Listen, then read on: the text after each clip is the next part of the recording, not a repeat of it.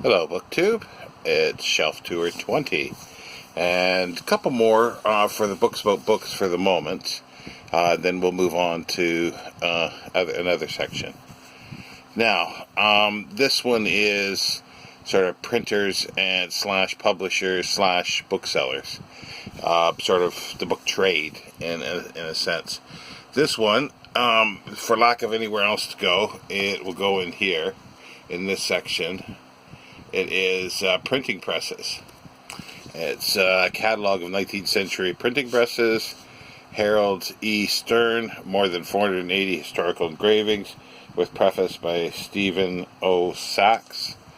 And it's published by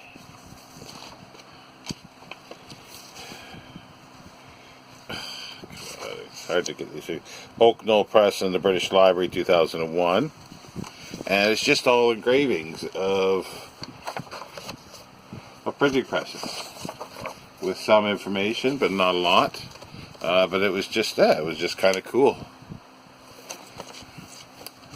And I spent some time going through that, looking at it.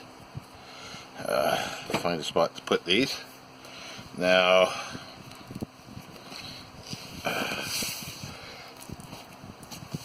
here's The Private Press by Robert Cave. It just goes through the private presses that there were. Faber and Faber, 1971.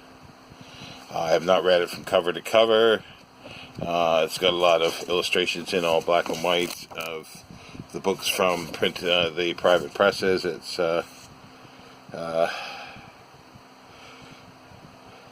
just with 26 soldiers of lead, I shall conquer the world. Ever since Gutenberg's invention of printing from movable types 500 years ago, as well as the commercial printers, there have been amateurs who have been fascinated by the authority which printing confers on the written word. So this is a history of those presses, the private presses. And this is sort of similar. It's fine printing in private presses. It's badly sun-stained or sun-faded, but evenly. It's interesting how that's been done. It actually could if it was faded all, and you would never know. Let's see here. This is the British Library, 2001. It's selected papers by Roderick Cave, same author as the other one. Did I say Roderick Cave? I think I probably said Robert. Sorry. Yeah, it's Roderick Cave, and this is the same author, or same editor, going through private and fine printing presses. Faber and Faber, the British Library, 2001. Now, I had started to get a few books of actually biographies of printers. This was the first one, Caxton. I've not read this one yet. I got this just late last year.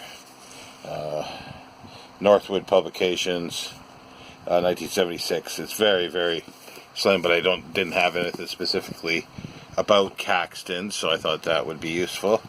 This one is more substantial for William Caslin, Master of Letters by Johnson Ball.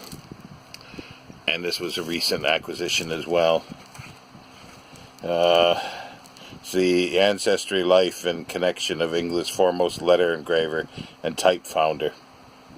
It's the Roundwood Press, 1973. And it's quite substantial with index. It's over 500 pages. And then we got Christopher Plantin by Colin Clare. Again, I showed this on a book haul video not too long ago. It's Castle and Company Limited. It's first printing 1960.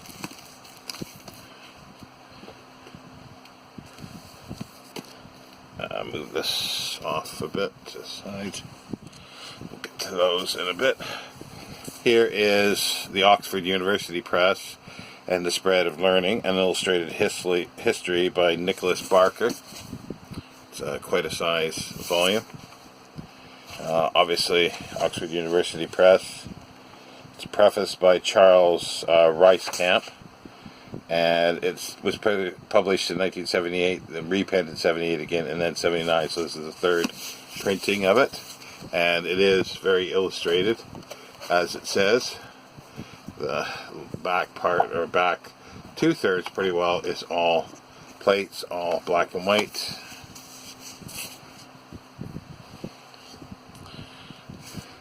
Let's see, there was I've got another Oxford University Press book, but it seems to be buried here a bit, so we'll get to it eventually.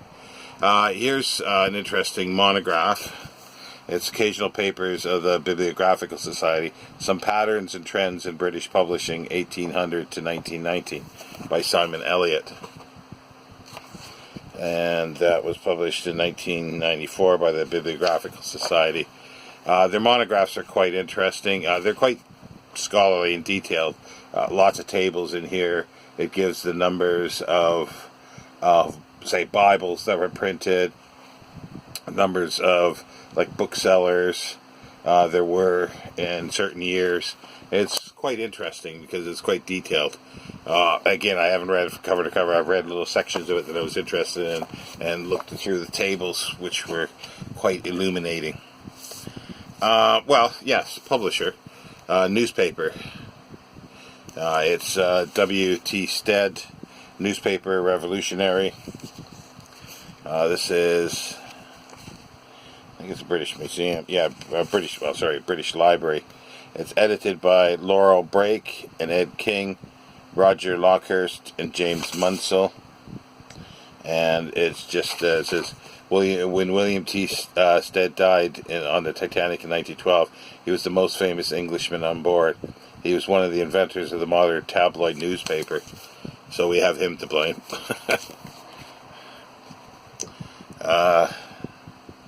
Yeah, it doesn't matter where I go from here. I guess it's not in order. So this is basically a biography and Blanche Knopf from Knopf Books, The Lady with the Boar's Eye, Literary Tastemaker Extraordinaire by Laura Claridge. It's a newer biography, so it's a biography of her and her connection, obviously, in starting Knopf Books. It's Fire, Strauss and Giroux, New York, 2016.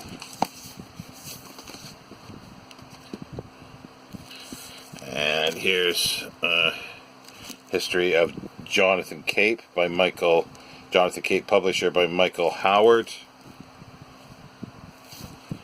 And Jonathan Cape, publisher,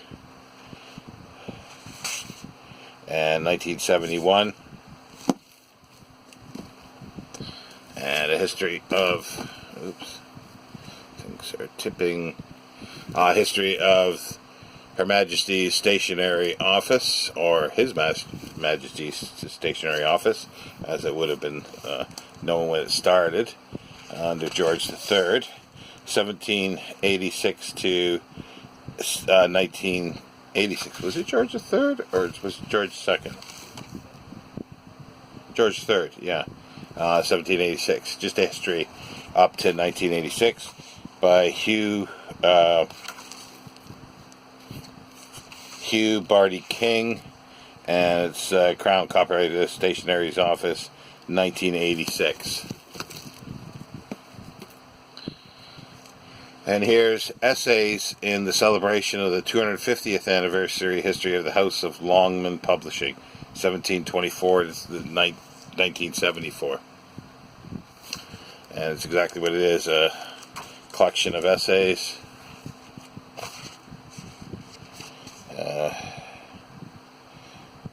Painting of Mark Longman, 1916-72, chairman of the Long Group, 63 to 72, on the frontispiece.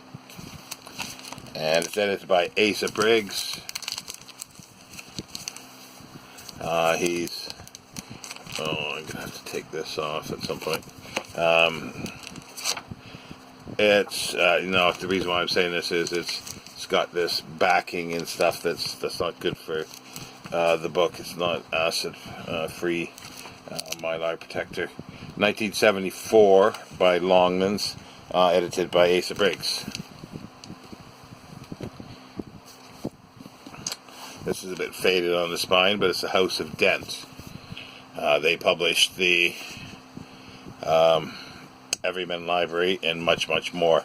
This, I think, was part of the Everyman collection that I actually have about 750 titles or so of. James Dent, the House of Dent, 1888 to 1938.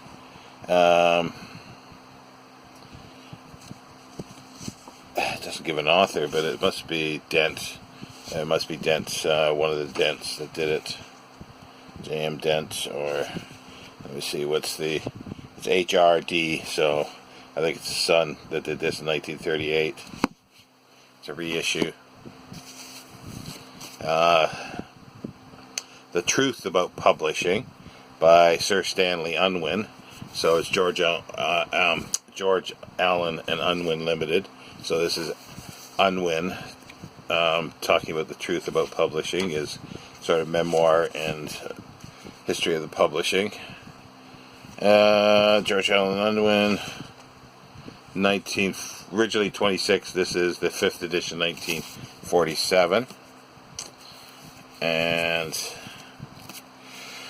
it's a bit rough. It's a Batsford Century. It's a history of the Batsford Company, which I really like, and I collect their older ones for the dust jackets. This is 1943, B.T. Batsford Limited. A record of 100 years of publishing and bookselling, 1843 to 1943, edited by Hector Bolotho. So there are various chapters, I believe, by other writers. And here's the Batsfords in 1893. A reconstruction of the premises at 94 High Holborn.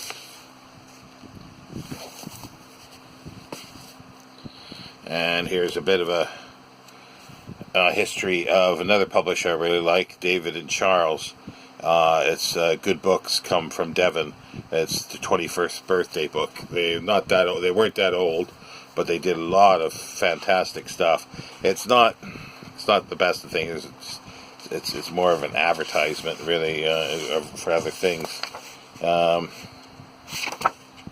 not sure which. It was done in the 70s, I guess. Or maybe early 80s. No, I think sometime in the 70s. It's not that great. I was a bit disappointed when I got it. William Heinemann by Frederick White. It's a history of William Heinemann. Sorry, just seeing the time here, see how we can go. Biography of William Heinemann and the publishing. It's a memoir of his, basically, by Frederick White. Jonathan Cape, 1928. And Mark Goulden, Mark My Words, the memoirs of a journalist / publisher. Who founded the modern W.H. Allen, and remained its chairman for 36 years, and now written his autobiography, described as the doyen of British publishers by Atticus in the Sunday Times, and rarely has there been a contemporary autobiography quite like this, apparently. And that's William W.H. Allen, 1978.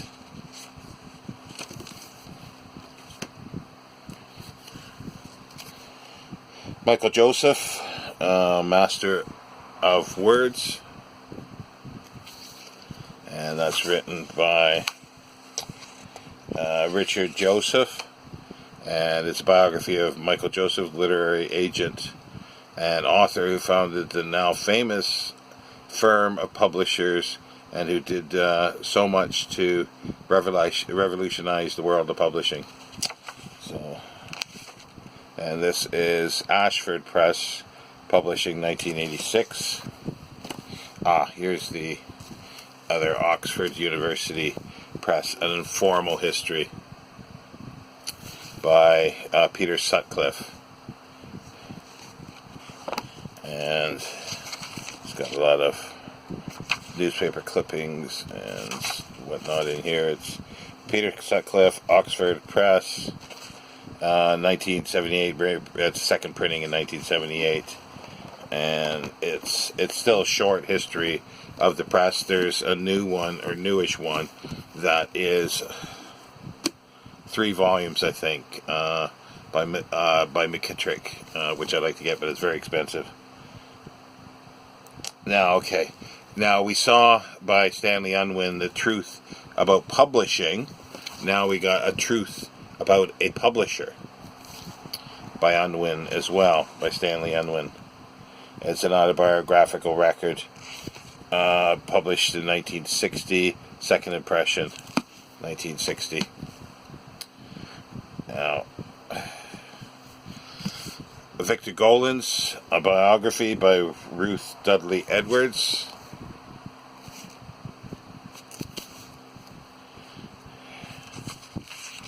And that was published in 1987.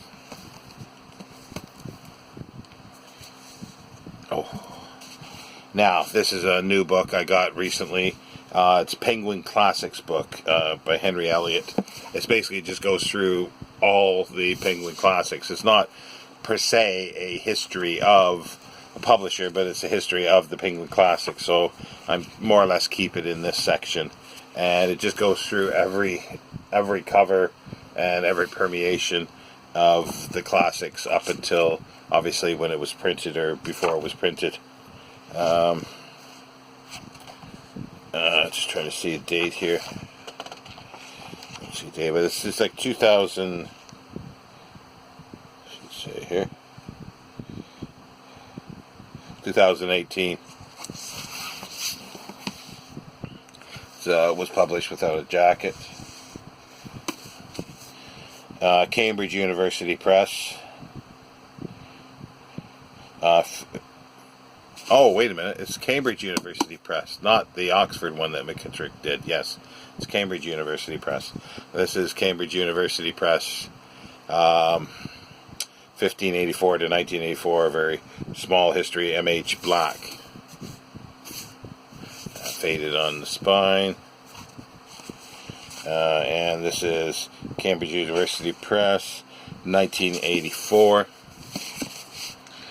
This is a new one as well. I have not got around to reading it.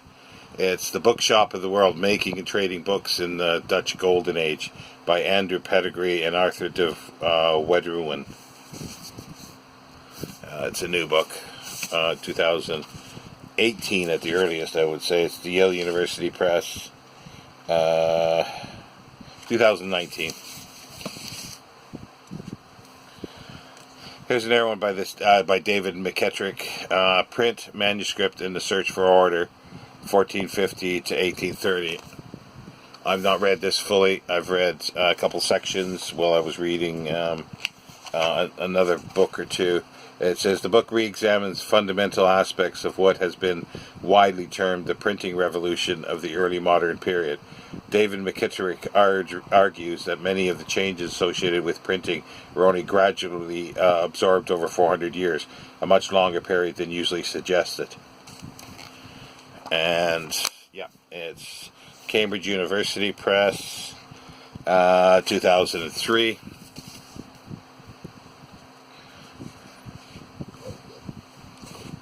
And this is an interesting publisher.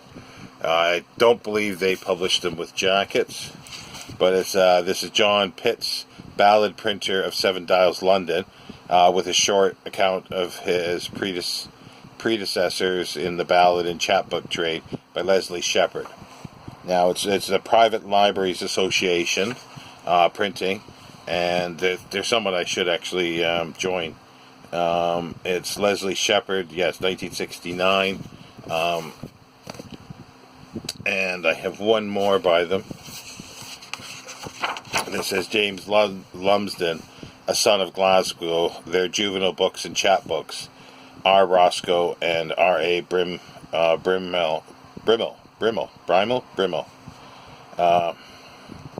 As Private Library Association, 1981. Frontispiece. And it's, it's a listing with a lot of facsimiles of the covers. Here is American editor to author, The Letters of Maxwell E. Perkins, edited by John Hall Whitlock, a new introduction by Marcia Davenport.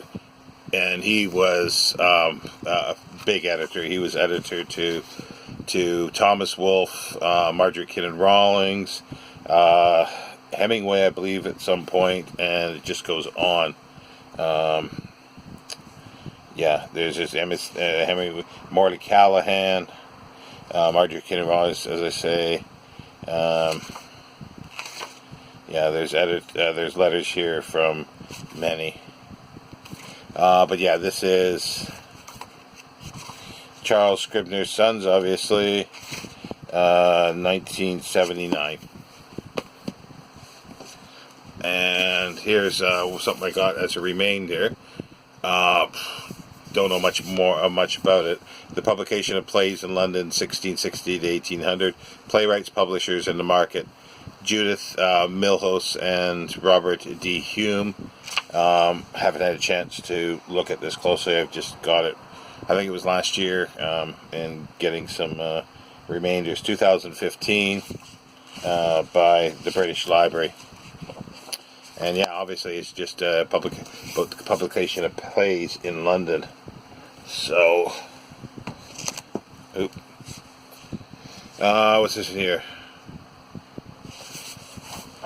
Licensors for the press, etc. to 1640. A bibliographical index based mainly on Arbor's transcript of the Registers of Company of Stationers by W. Gregg, Oxford Bibliographical Society, 1962. And it's just a bibliographical index of the licensees. Here's the other Penguin book. It's a history of the cover, Penguin covers, from Cover Story, 1935 to 2005. Phil Baines. I don't think it ever came out in hardcover. It's got French flaps. Alan Lane, an imprint of Penguin, 2005. And here's a history of the Bodley Head. J.W. Lambert and Michael Ratcliffe, 1887 to 1987. Published in 1987, and it's among the varied and crowded cast of characters in this eventful narrative are John Lane's first authors, who furnished through the naughty 90s contributors to the Yellowback, Oscar Wilde and Aubrey Beardsley, and incomparable Max Beerbohm, and the ever affable G.K. Chesterton, the writers of the Great War, illuminated by Andre Moreau, and it just goes on. It's a history of the Bodley Head Publishing. Now, there's a few things that are booksellers. Now, I'll see if I can quickly do these. A bookseller of the last century. It's a reprint by Charles Walsh. It's being some accounts of the life of John Newbery and of the books he published with a notice of the later Newberys, 1885. And it's Augustin W. Kelly Publishers, Clifton, 1972, reprint. And here's a history of W.H. Smith, 1792 to 1972, by Charles Wilson, and published by Guild Publishing in 1985. And then there's Free Trade in Books, a study of the London book trade since 1800, by James J. Barnes, 1964, Oxford Clarendon Press, Oxford University Press. Here's a bookshop 10 Curzon Street. It's letters between Nancy Mitford and Haywood Hall, 1952 to 1973. It's a small little book. Edited by John Schmutzer Smith, Francis Lincoln publisher, 2004. And I have, there's two others here, sorry. Another publisher one, History of Longmans and their book 1724 to 1990, Longevity in Publishing, Asa Briggs. It's just a history of Longmans. And here's another, just the last one on Booksellers, History of Booksellers. It's in rough shape. Somebody had pulled this off, hence I got it really cheap for a couple pounds, I think. It's 1873. It's History of Booksellers, the Old and the New by Henry Kerwin. And that's exactly what it is, a History of Booksellers. But anyway, that's it. Book 2. I will see you next time. There's one other one. Just want to tie up a few things, because then we're more or less finished with the books about books for the moment. The rest of that is sort of specific books about specific books or series or authors or periods, literature periods or styles of writing, and then it gets into other literature, history of literature down below. So that's what that part is. I'll leave that for now. We'll tie up a couple things here, like reading and paper and binding and a few things like that, and then we'll be finished with the books about books for the moment. Take care. Bye.